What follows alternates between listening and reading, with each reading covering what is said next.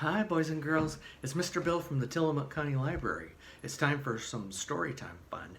And today we're going to start out with a little song.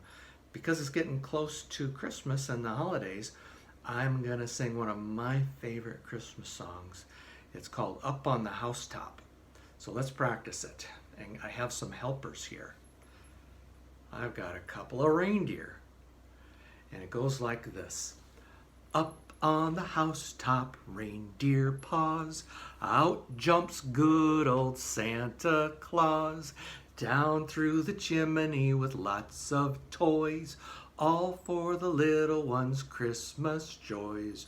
Ho, ho, ho, who wouldn't go? Ho, ho, ho, who wouldn't go? Up on the housetop, click, click, click, down through the chimney with good Saint Nick.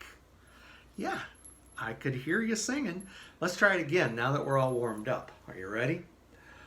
Up on the housetop, reindeer paws, out jumps good old Santa Claus, down through the chimney with lots of toys, all for the little ones' Christmas joys.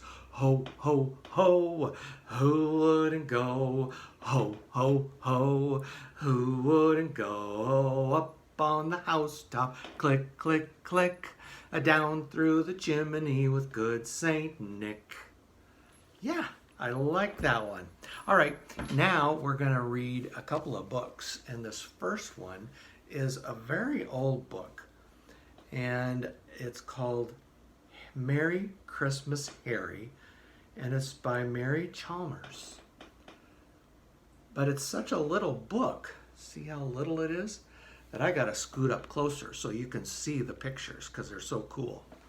All right, here we go with Merry Christmas, Harry. There we go, there's the first page.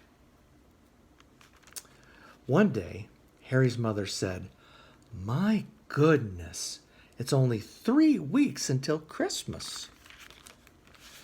We had better write to Santa Claus and tell him what you want." So she sat down at the desk and she said, "Let's see. Dear Santa, please bring me Harry, what would you like for Christmas? Another dump truck? A football? A baby kitten," said Harry. "I wish Santa Claus would bring me a baby kitten." "A baby kitten," said Harry's mother. She sat for a long time thinking about that. Then she said, "Come along. We had better go see Santa Claus. This is a very serious matter." It was snowing outside. There were bright lights and people singing and calling, "Merry Christmas." Harry and his mother found the store where Santa Claus was. When it was Harry's turn, Santa Claus said, "And what would you want for Christmas?" "A baby kitten, please, sir," said Harry. "Well, well," said Santa, "this is a most serious matter. I had better ask your mother." Santa asked Harry's mother, "Would it be all right if I bring Harry a baby kitten for Christmas?" "Yes, indeed," said his mother. So Santa Claus wrote in his big book, "Baby kitten for Harry and his mother." Harry waved goodbye to Santa. He liked to wave to people. The two of them rushed off to shop for all the things that baby kittens need. What do you think baby kittens need? Let's find out. They bought bottles and blankets and booties and all. Harry kept telling everyone, "Santa Claus is bringing me a baby kitten." And all the way home, he sang, "I'm getting a baby kitten for Christmas. I'm getting a baby kitten for Christmas." Every day Harry asked, how many more days to Christmas? And every day was one day less. Finally, Christmas was tomorrow, and everything was ready for the baby. Outside, it was silent and dark, and the snow was continuing to come down. Very early in the morning, Harry's mother heard a squeaky little meow, meow. Oh, look, there's Santa in the sleigh, leaving Harry's house. Santa Claus had brought Harry's baby kitten, a beautiful baby kitten. Harry wanted to play right away, but his mother said, no, no. It was first a little milk and then a little nap. And then finally a little play. And then another little nap. Baby kittens need lots of naps. And that's how it was with Harry's Christmas kitten. The end. He sure seems happy to have that kitten. Now, I can slide back here so you can see me better and the next book. And do you see my Christmas tree? It's all shiny and sparkly. I like it like that. Well, this book is called The Snowy Day, and it's by Ezra Jack Keats. It's an old book too, but I like to read this every year, at least once. Look at the first cover page has this kid sliding down on a hill. That looks like fun. We don't get a whole lot of snow in Tillamook County, but sometimes we do. It would be fun to get this much snow sometime. Okay, here we go. This boy's name is Peter. One morning, Peter woke up and looked out the window. Snow had fallen during the night, and it covered everything as far as he could see.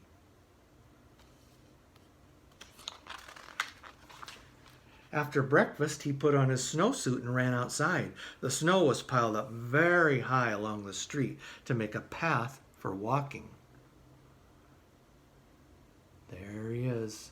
Look how tall that snow is compared to him. That's a big pile of snow. Crunch, crunch, crunch. His feet sank into the snow. He walked with his toes pointing out like this. And then he walked with his toes pointing in like that. It's fun to make different patterns in the snow. And then he dragged his feet slowly to make tracks. See those tracks in the snow? He didn't lift up his feet at all. And then he found something sticking out of the snow that made a new track. Now there's the 2 tracks for his feet and another track. I wonder what made that. Oh, it was a stick. A stick that was just right for smacking a snow-covered tree. What's going to happen when he smacks that snow on the tree? Plop. The snow came down with a plop right on top of Peter's head. And then he walked off, making more little footprints in the snow. He thought it would be fun to join the big boys in their snowball fight, but he knew he wasn't old enough, not yet. I like to make snowballs like Peter, but I don't like to get hit by snowballs, do you? It's probably a good thing he stayed out of the snowball fight. And so, instead, he made a smiling snowman, and he made snow angels. That's how you do that. You lay down in the snow, you wiggle your feet and your arms, and when you get up, it looks like an angel in the snow.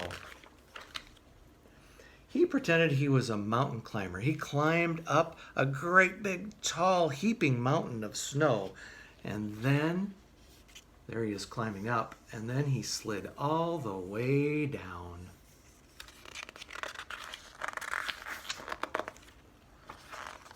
Oh, this page won't turn. He picked up a handful of snow and another and still another, and he packed it round and tight. And he put the snowball in his pocket for tomorrow. And then he went into his warm house. He told his mother all about his adventures while she took off his wet socks. That's the trouble with snow. It gets everything all wet on your clothes. And he thought and he thought and he thought about all the fun he had out there. Before he got into bed, he looked in his pocket, but his pocket was empty. The snowball wasn't there. He felt very sad. What do you think happened to the snowball that was in his pocket? When you bring a snowball in a warm house, it's gonna melt. So he went to bed. And while he slept, he dreamed that the sun had melted all the snow away. But when he woke up, his dream was gone, and the snow was still everywhere, and new snow was falling. Look at those snowflakes. After breakfast, he called to his friend from across the hall, and they went out together into the deep, deep snow. Look how deep that snow is. I don't know if we'll ever see it that deep around here. Look at those pretty snowflakes. Well, that's the end of that story.